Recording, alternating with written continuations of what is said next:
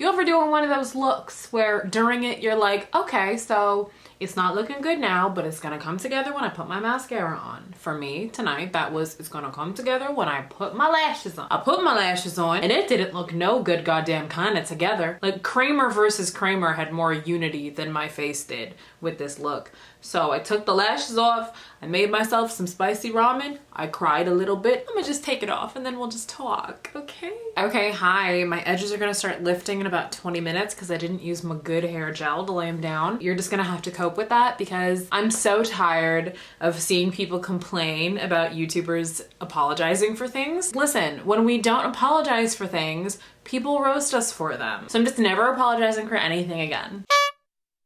Hey sis, welcome back to my channel. Today we're going to talk about makeup that I wanted at one point to buy, didn't buy, and feel completely secure in that wise decision of mine. This is kind of like a video I did a couple of years ago called Products I Used to Have Crushes On, but this is not an original idea. I'm pretty sure my friend Smokey Glow literally just did a video like this, but we're friends, so we use each other's ideas because that's what friendship is. Hi guys, it's Editing Nisa here. I thought this would be a great time to issue a disclaimer. If any of these products that I didn't buy are your favorite, that's great because we're different people and we're like different psyches piloting different bodies, so like it's kind of good that we made different choices. Okay, so the first makeup I'm really glad I didn't buy is any of the Melt stacks. There's a period of time, like I would say 2015 through 2018, that these were like coveted by seemingly everyone in beauty YouTube. People loved their Melt stacks. They loved to talk about how innovative the packaging was, which it is. It's definitely different from anything else other brands put out. I was so tempted to get the Rust stack and the Radioactive stack for no good goddamn reason. The Radioactive stack, half of the colors in there aren't even eye safe. I already have Brights palettes, and the Rust stack, I think I was just attracted to it because of neutrals and because I was like, oh, that's gonna be a smart purchase because it's neutral, so I'll wear it all the time. Just entirely ignoring those two first shades that are way the good goddamn too light for my skin. And these stacks are expensive. Depending on if you get the stacks with the 4 eyeshadows or the 5 eyeshadows, they're gonna run you between $48 and $58, which is like a lot of money for a very small amount of eyeshadows. And so I could never rationalize the cost of those, and so I just skipped it. And now that I've listened to my friends talk about the pros and cons of Melt stacks, I feel very comfortable in not owning any of them and no longer coveting them in any way. Like I got eyeshadows. I got eyeshadows on eyeshadows. I should really do an updated palette collection. Oh Lord, I'll get to it. God damn, I'm so lazy. Why does anyone watch me? Because I'm very funny and I'm gorgeous and charismatic and my hair is cute.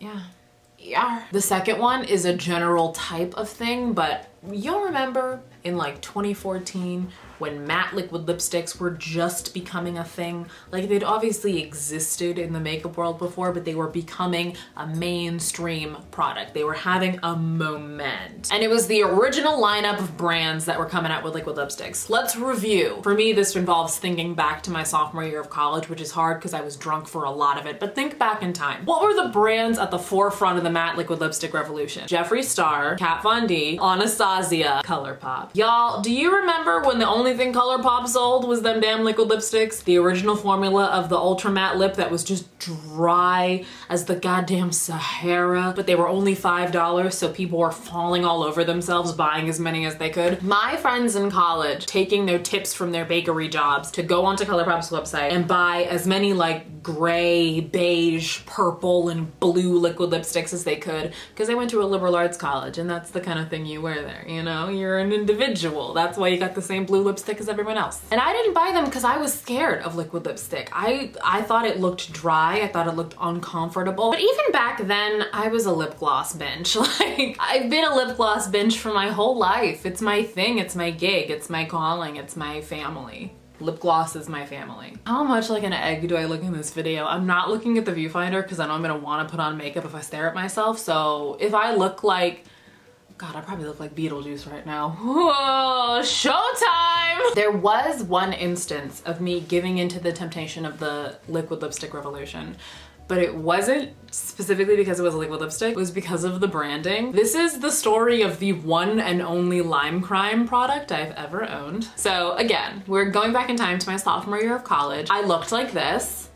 all the time. I would skip class a lot because I wanted to just go hang out in my friend's apartment. My friends had an apartment on campus. They were all 21. I kept my alcohol there. Keep in mind, I'm like 20. Oh, I'm not old enough to drink. Kids, don't do that, okay? Do as I say, not as I do. And I wasn't even drinking good stuff, okay? I kept my like Malibu and my cherry Svedka and my green apple schnapps. And I'm not just naming gross alcohols as a joke. That was what I had. That was what I drank. God damn it, I was so gross. This was a time in everyone's lives where if you were on Tumblr, it was very important that you had an aesthetic. Everybody loved talking about aesthetics. You wanted to be able to describe the way you dressed and the way you wanted to dress with some quippy, pithy little sentence. And what I decided was I wanted to look like I was a babysitter in the mid-90s whose favorite movie was The Craft. I called it 90s babysitter wave. It was really cringy. So one day I was perusing Tumblr and somebody posted this ad campaign from Lime Crime, a combination of the movie Clueless inspired and the movie The Craft inspired. I think it was literally called Clueless Witch, which is a little on the nose, but you know, it's Lime Crime. They're not known for subtlety. And I was like, I need to buy something from this because it's my aesthetic, which is not how money works. Me. And so I went to Lime Crime's website and I was in like a total high off of like, it's my aesthetic, it's like witchy and 90s. And I bought a liquid lipstick called Salem, I think. And I thought it was a dark red and then it arrived in my dorm and it was a chocolate brown. I don't know if I was so excited that I forgot how to read and I hated it. It was super hard to get off. It smelled like vinegar and it was also chocolate brown, so it was not a color I needed in my repertoire. So that was like the one foray into liquid lipsticks that I took at the beginning, at the dawn of liquid lipsticks being part of like the mainstream makeup conversation. The next thing I'm glad I skipped is every Too Faced palette. I've been tempted once or twice, but I've never actually bought any Too Faced palette because a lot of people on YouTube will have a drawer full of Too Faced palettes. They'll have everything dating back to the original chocolate bar. I have every single Too Faced palette, and here are the two that I like. And it's always the peach palette, the peachy mattes, and the bronze chocolate, the chocolate gold. It's always like one of those three. Like no one ever likes any Too Faced palette other than those ones. And maybe it's because, you know, the chocolate bar used to be their favorite, but at this point it's like 6 years old, so they don't use it because it doesn't work as well. But it's like, damn, do you really have to buy 15 Too Faced palettes to find one that you like? That's a pretty high opportunity cost. And even when people like Too Faced palettes, they're always talking about the formula, just like, it's good. It's good for a Too Faced palette. I have better palettes. I have better formulas. I always say, like, I have formulas that are better, but this is good. Sis, you're not really selling the garment very much, like. I've always looked at Too Faced and their palettes like, this is fine. I could get this from somewhere else for probably less money with less tacky packaging. So I think I will. And then I always do. And oh my God, speaking of controversial brands, another thing that I'm glad I skipped out on, Kat Von D. For basically the entire duration of time it's been a brand up until like 2 days ago when we found out that Kat Von D is leaving the brand and it's going to be entirely owned and operated by Kendo, which is the larger parent company that's owned Kat Von D and Fenty and Marc Jacobs and like 2 other brands for the past several years. For the entire time I've been buying makeup, I've always ignored the Kat Von D display because I don't like her. I don't even remember why. I remember being in high school and not liking Kat Von D. I don't know what she did to me in 2011 when I decided I didn't like her, but it happened. I'm not even like exaggerating to make myself seem like super woke. When I was in high school, one of my close friends was obsessed with Kat Von D and wore her makeup, like early adopter of her makeup. And I'd go to Sephora with her and I'd be like, I just don't got it. I'm gonna go look at the Tarte display. I'm gonna go thwap the Urban Decay lickable shimmering body powders on my cheeks until you're done looking at this tattooed girl's makeup. I'm glad that I never gave Kat Von D any money because she's a bad person. But also I understand if people have shopped from the brand in the past because you can't know everything that has ever happened in the world. So sometimes we do things that have implications that we're not aware of. It does definitely hold promise. It's fun for me that there's now essentially a new cruelty-free brand at Sephora for me to peruse because I've never given it the time of day before.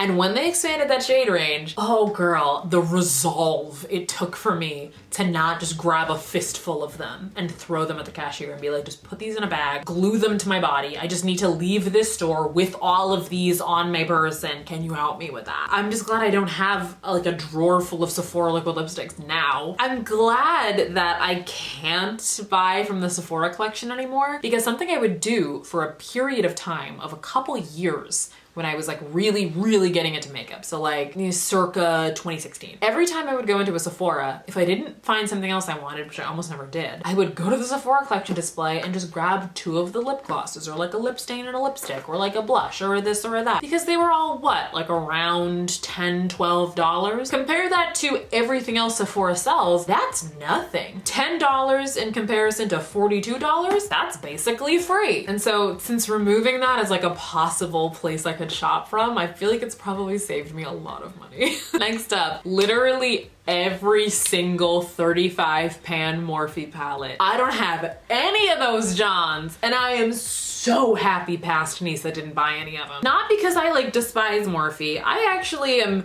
somewhat neutral on Morphe, all things considered. Indifferent, which feels like a more negative version of neutral, even though they kind of mean the same thing. Like if you followed me on Tumblr in 2015, which why would you have? But if you did, I was posting pictures of Morphe 35 Pan palettes and salivating over them in the tags, like on a weekly basis. It was ridiculous. You know what? I'm actually gonna just lift me talking about the Morphe 35O palette entirely from my products I used to have crushes on video from 2017, because it's still apt and it's fun to look back on my first like good video on this channel. Enjoy. Next, oh my god, if you approached me at any point during the fall and winter of 2015 and were like, hey Nisa, how is life in your extravagant experience as a college senior? I would just like kind of slowly turn around and look at you and say, Morphe 35 palette, because it was the only thing that I ever thought about. I wanted it more than I wanted oxygen in my lungs and Oscar Isaac in my dorm room twin bed. What eventually saved me was the fact that while I was freaking out over Morphe palettes, so was everyone else. So they were always sold out. I could never get a chance to get them. Forgot about it. I got more involved in the YouTube beauty community and I learned about Morphe, and I came to understand that Morphe is not really worth salivating over. It seems so alien to look back on a time where I just didn't know about Morphe, where knowing things about Morphe was just not something my brain was concerning itself with doing. Anyway, continuing. Oh my god, MAC lipsticks. Do you remember when having a MAC lipstick seemed like the most important thing in the world? I couldn't go on YouTube. I couldn't watch a beauty video about literally anything without there at some point being some reference to MAC lipsticks.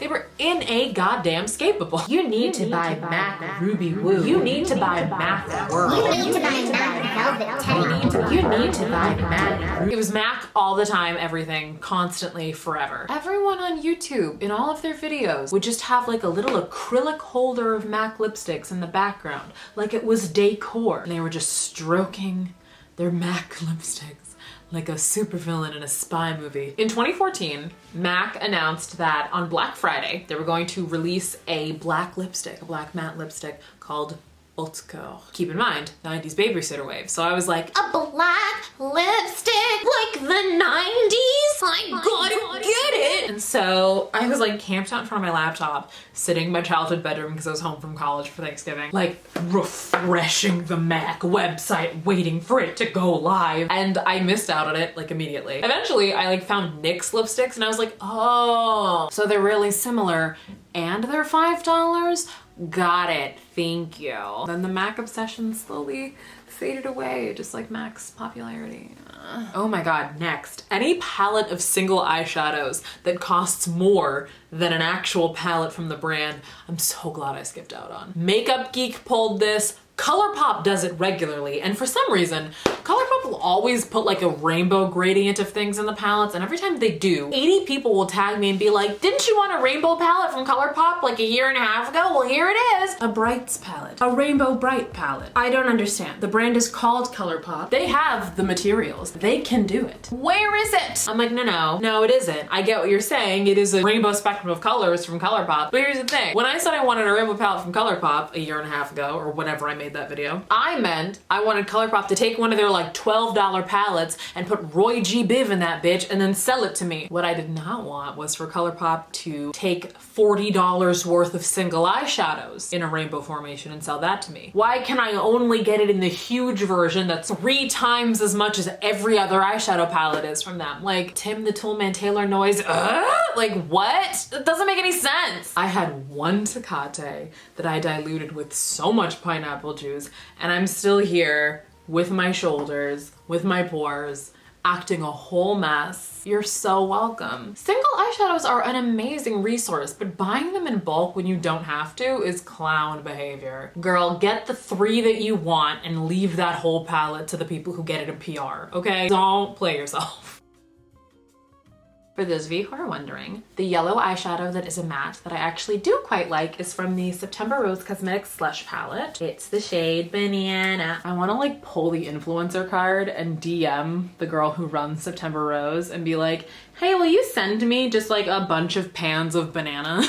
Like I'll buy them. I'm not gonna ask for them for free, obviously. That's very tacky. But like I don't think she sells single eyeshadows. So I'm like, hey, can you just like do this for me? I'll like give you money. I look like hungover Princess Leia.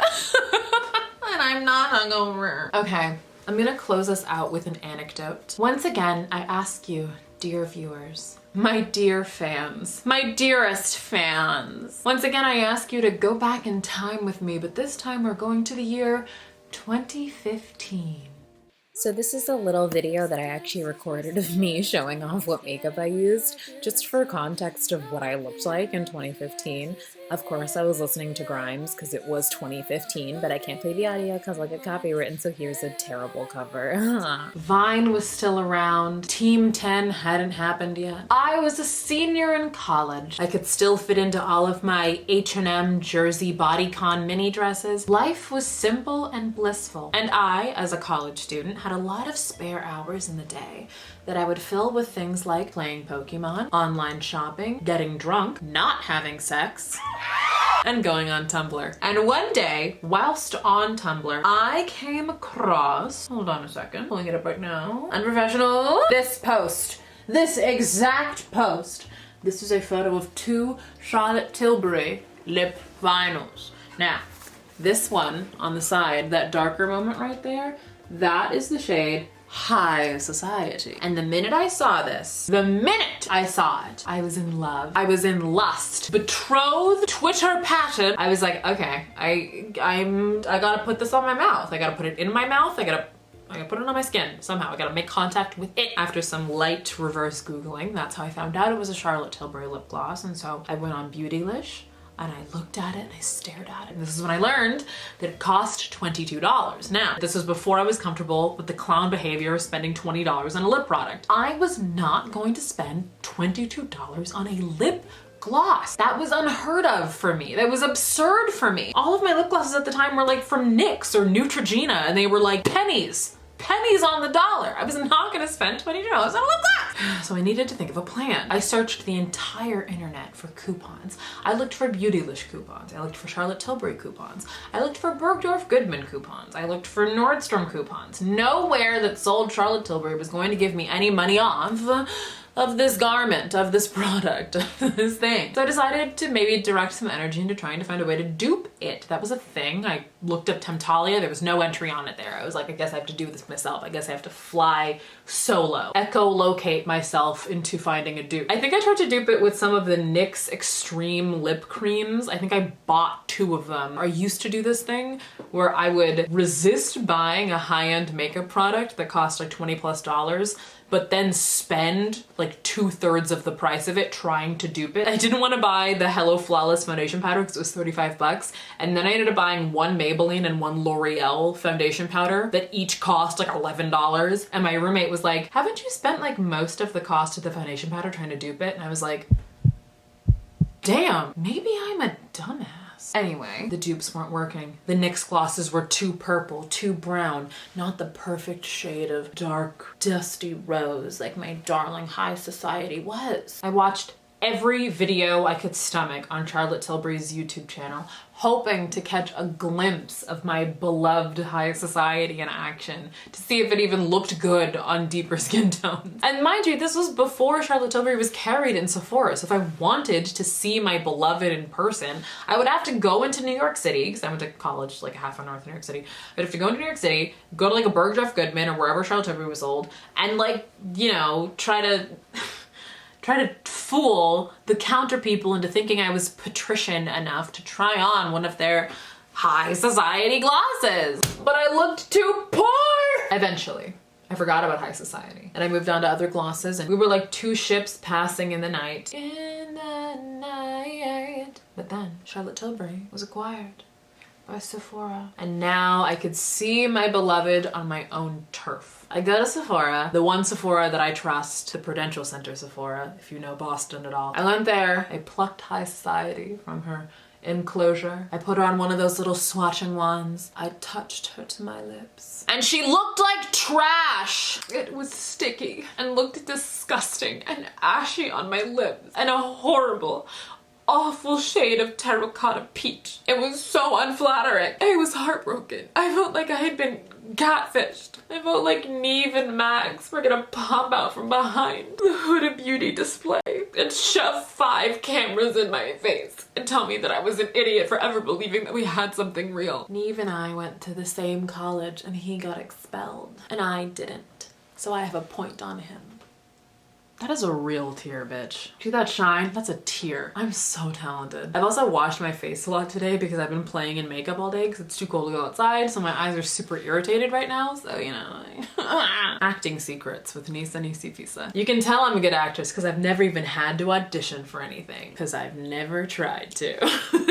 So now I don't care about high society. We don't speak to each other anymore. And I saved $22, so silver lining. Is that it? I think that's it. This shoulder, she's a performance artist. Check out my installation at the Gagosian Gallery. Ooh. Honestly, sis, I'm in a good mood. I'm like actually kind of vibing. This is the ColourPop highlighter in Total Package. Does not bring any ash with it, which I appreciate. But yeah, I'm like vibing. I saw Uncut Gems a couple days ago. It was absolutely phenomenal. I liked it a lot. The soundtrack is absurdly good. Look it up. Uncut Gems score. Oh my god, dude. Thank you so much for watching my video, but before you leave, I'm gonna need you to do a quick favor for me. If you could go ahead and have an amazing day for me, that would warm my heart, which it needs, because it's so cold! Ooh. Let me get that good shoulder. If you would like to interact with me betwixt uploads, you can follow me on Instagram, Twitter, and TikTok at Nisi Pisa. I also have a second channel called Extra Nisi Pisa that I will link in the description where I post music and covers. Oh my god, look at this. Is such a good highlighter. I don't know how I like lucked out in picking this. I'm a genius. Don't you love when you like find something good that nobody recommended to you and you find it all on your own? You're just like, oh, my taste is immaculate. That's like me and Lizzo. Nobody recommended Lizzo to me and I started listening to her in like 2016 entirely on my own volition, and I like predicted that shit years in advance. Oh, I'm so smart. Ditto for Childish Gambino. I was listening to him in like 2010. He was really bad in 2010 though. Oh my god, his lyrics were so terrible. I want to start a blog, a podcast that's just like Childish Gambino's worst bars. And have 100 episodes immediately. Yes, your booty's big as hers. Say that to my white bitch so she don't get embarrassed. My is made of carrots. Bunnies wanting to be fed it. I meant honeys. Oh, forget it. Like, dude, come on, get a ghostwriter. Thanks again for watching, and don't forget to use code NISIPIECE for 10% off at your local lack of effort store. Bye. Oh my god. Ooh.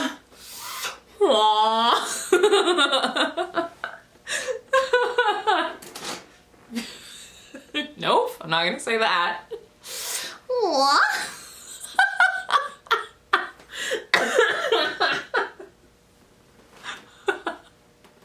My favorite noise to make. Sometimes my roomie and I will just make that noise at each other. geese.